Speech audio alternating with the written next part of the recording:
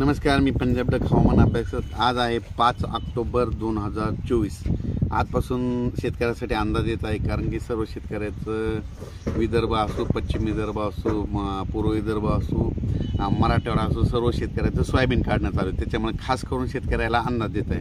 तर सर्व शेतकऱ्याला ही अंदाज देत आहे, माझ्या शेतातून या ठिकाणावर सोयाबीन काढलं, सोयाबीन काढून पाळी केली, पाळी घालून लगेच रोटावेटर देखील करून टाकलं आणि या ठिकाणून फक्त आता चणा पेरण्याची तयारी आहे। आणि चणा कधी पेरणार आहे तर तुम्हाला सांगतो की ज्यावेळेस थंडी येईल, म्हणजे थंडी कधी ओळखायची, समजा की ज्यावेळेस आपल्या घरी खोबऱ्याचं तेल म्हणजे 10 ऑक्टोबर ते 20 ऑक्टोबर दरम्यान खोबऱ्याचं तेल कधी ज्यावेळेस घट्ट होईल की समजायचं आता हरभरा पेरायला हरकत नाही, गहू पेरायला हरकत नाही, आणि हरभऱ्याचं शेत आहे।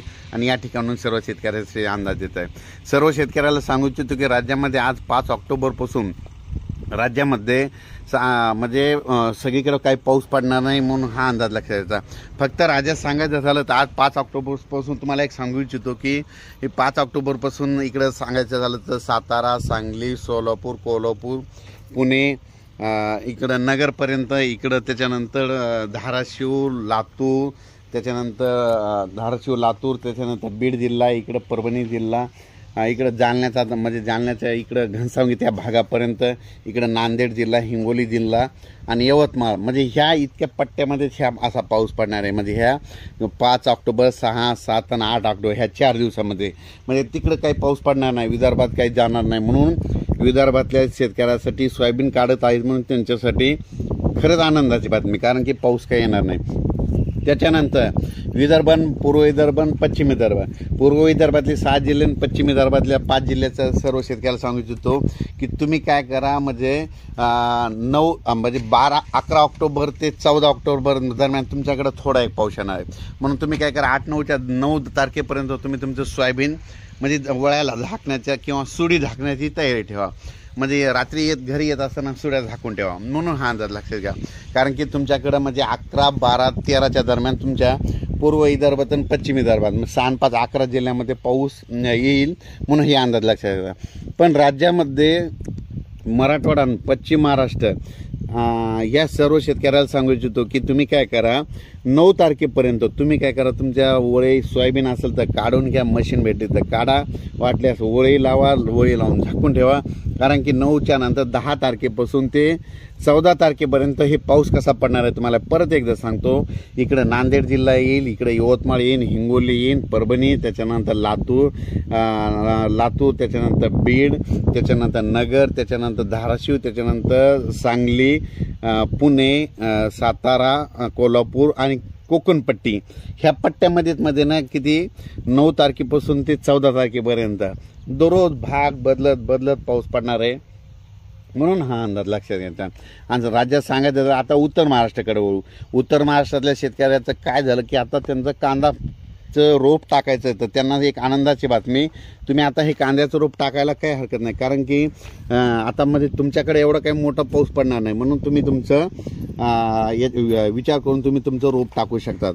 म्हणजे कारण की तुम्हाला सांगतो की तिकडे हे पावसाचा एवढा काही जोरात येणार नाही, उगा आभाळ येईल, कुठंतरी जिल्ह्यात 1-2 ठिकाणी अर्ध्या तासाचा 1 तासाचा वारं सुटून पाऊस पडेल, म्हणून हे अंदाज लक्षात खरंच जास्त पाऊस सांगायचं झालं तर इकडला पट्टा म्हणजे आणखीन परत एकदा सांगतो की जास्त पाऊस कुठं होणार आहे, 9 ऑक्टोबर ते 14 ऑक्टोबर दरम्यान सांगली जिल्हा, कोल्हापूर जिल्हा, सातारा जिल्हा, त्याच्यानंतर इकडं जत, पुन्हा कर्नाटक हे साईड, कर्नाटकची बॉर्डर, त्याच्यानंतर धाराशिव जिल्हा, त्याच्यानंतर नगर जिल्ह्याचा काही भाग, पुन्हा बीड, पाटोदा, आष्टी, कडावा आष्टीचा तिकडल्या भागात, म्हणजे ह्या तिकडल्या कोपऱ्यातच म्हणजे सांगायचं त्या भागातच नैऋत्येच्या भागाकडे महाराष्ट्राच्या म्हणजे तिकडंच पाऊस पडणार आहे 9 ते 14चा, म्हणून हा अंदाज लागायचा।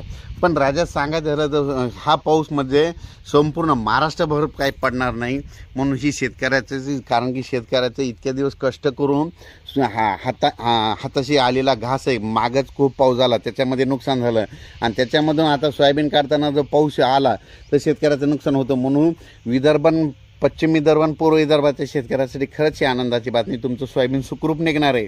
पण फक्त 11, 12, 13 तारखेच्या दरम्यान थोडं पाऊस येणार आहे, म्हणून तुम्ही तुमचं काय करा, वळी झाकण्याची, सुडी झाकण्याची तयारी ठेवा। आता परत सांगतो की आता बरेच शेतकऱ्याचे मला फोन आले की हरभऱ्याचं नियोजन कसं करावं, तर तुम्हाला एक सांगू इच्छितो सोयाबीन काढल्याच्या नंतर रोटावेटर करायचं. रोटावेटर केल्याच्या नंतर काय करायचं, हरभऱ्याची जात निवडायची. कोणत्या आपल्या शेजाऱ्याला, आपल्या पाहुण्याला कोणत्या जातीला उतारायला अशी जात निवडायची. त्याच्यानंतर काय करायचं, शेतकऱ्याचं म्हणजे बियाणं बाबतीत शेतकऱ्याचं बरंच हे होत आहे. म्हणजे लोक काय करते, बियाणं शेतकऱ्याला एकमेकांना कोणी सांगतच नाही. तर सर्व शेतकऱ्याला सांगत होतो की हरभऱ्याचं बियाणं काय करायला पाहिजे, की पूर्वी अशी म्हण होती, आमचे आजोबा पंजोबा म्हणायचे, हरभरं इतकं दाट पेरावं की अशी प्लेट जर फेकली तर वर तरंगावं, इतकं दाट असलं पाहिजे. म्हणून तसं हरभरं पेरायचं. म्हणजे एकरी तुम्ही काय करा, 40, 50, 55, 60 किलोपर्यंत 1 एकरमध्ये पेरा. असं केल्याच्या नंतर काय होईल, जरी मर लागली तर तुमचं सगळं हे होऊन जातं, म्हणजे धकून जातं, पण तुम्हाला उतार मात्र जास्त येतो. आणि बियाणं आपण सांगितलं 50, 60, 55 पर्यंत पेरा, 70, 55, 60 पर्यंत पेरा.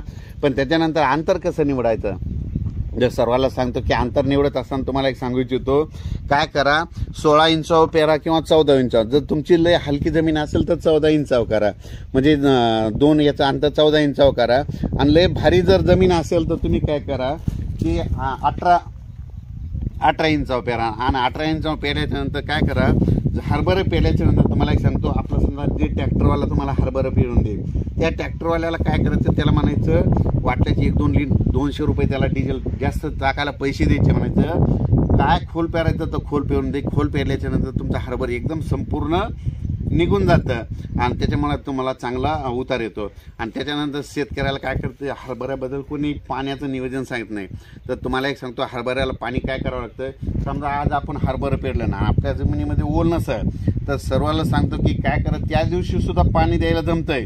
मग पाणी किती द्यायचं, फक्त ओलीला ओल जाऊच तर जमिनीमध्ये खाली ओलवा असतंय, म्हणजे 1-2 तासाचं स्प्रिंकलर चालवायचं. जर पहिल्या दिवशी पाणी द्यायचं असतं. हरभऱ्याला मोकळं पाणी जमत नाही, मोकळं पाणी दिल्याच्या नंतर हरभरं मरून जातं. म्हणून ही गोष्ट लक्षात घ्यायची. त्याच्यानंतर तुम्हाला एक सांगतो, दुसरं पाणी काय करायचं, 20 दिवसाला द्यायचं. मग 20 दिवसाला देत असताना किती द्यायचं, तर सर्वांना सांगू इच्छितो, आपल्याकडे स्प्रिंकलर किंवा तुषार संच आहे ना, 7 घंटे चालवायचं. 7 घंटे चालल्याच्यानंतर परत लगेच बदलायचं. असं केल्याच्यानंतर दुसरं पाणी द्यायचं. त्याच्यानंतर तिसरं पाणी कसं द्यायचं, की तिसरं पाणी द्यायचं 40 दिवसाला. म्हणजे 40 दिवसाला काय करायचं, 7 किंवा 8-9 तासातच ओलीला ओल जर गेली तर मग तितकं पाणी द्यायचं. हे कारण लक्षात, 7 किंवा 8 तास द्यायचं. म्हणजे भूक ज्या पाण्याची वरती जमिनीमध्ये भेगा पडल्या तर मग ते काय होते, ओलीला ओल जात नाही. मग 7-8 घंट्याचं पाणी द्यायचं. त्याच्यानंतर शेतकऱ्याला सांगतो की हरभऱ्याला नेमका हरभऱ्याचा सीझन येतो, त्या टायमाला नेमकी धुई येते. मग धुई आल्याच्यानंतर शेतकऱ्याला त्या धुईमुळे हरभऱ्याला फटका बसतो. मग सर्वाला सांगतो की हरभरा पेरल्याच्या नंतर जे जास्त बुरशीनाशकाच्या फवारण्या करतात ना, त्यांनाच हरभऱ्याला उतार येतो. म्हणून ही एक गोष्ट लक्षात द्यायची. आणि परत एक सांगू इच्छितो की काय करायचं, हरभऱ्याला फुलं लागल्याच्या नंतर कधी पाणी द्यायचं नाही. फुलं लागायच्या अगोदर काय पाणी द्यायचं तर द्यायचं. एक सोपं सांगतो, आपल्याला हरभरं जास्त वाढवायचं की कमी वाढवायचं सगळं आपल्या हातात आहे. तुम्ही पाणी आकडलं की लगेच लवकर प्लॉट येणार. तुम्ही त्याला पाणी देत राहिलं की ते वाढत वाढत जाणार. आणि ज्या दिवशी तुम्हाला वाटलं बस झालं आपलं इतका प्लॉट का आपलं उंची बस झाली, मग तुम्ही तिथं पाणी बंद केल्याच्या नंतर तिथून सगळ्या गोष्टी होत्या. आता परत सांगतो, हरभरं पेरणी करत असताना 1 बॅग खताची द्यायची, त्यासोबत 10 किलो गंधक देत जा. आणि त्याच्यानंतर काय करा, त्या बियाणाला काय करायचं, ते लावण्यासाठी भेटते मध्ये इमिडाक्लोप्रिड बरंच काय आणखी बुरशीनाशक देखील बघते ते का लावायचं. कारण की काय असतं, हे सोयाबीनचे हे जे काडी कचरा त्या जमिनीमध्ये गेल्याच्या नंतर काय होतं, त्याला बुरशी लागते. बुरशी लागल्याच्या नंतर बीज त्याच्याजवळ गेलं तर मग काय होतं, त्या बियाला मर लागते. म्हणून त्याच्यामुळे बुरशीनाशक चांगलं लावा. असं करत तुम्ही काय करा, हरभऱ्याचं चांगलं नियोजन करा. परत याचा देखील परत ज्यावेळेस कधी हे होईल त्याचा मेसेज दिला जाईल. पण हरभरा कधी पेरा की तुम्हाला सांगतो, ज्यावेळेस थंडी येईल, मग थंडी आल्याच्या नंतर तुम्ही तुमचा हरभऱ्याचे पेरणीचं नियोजन करा.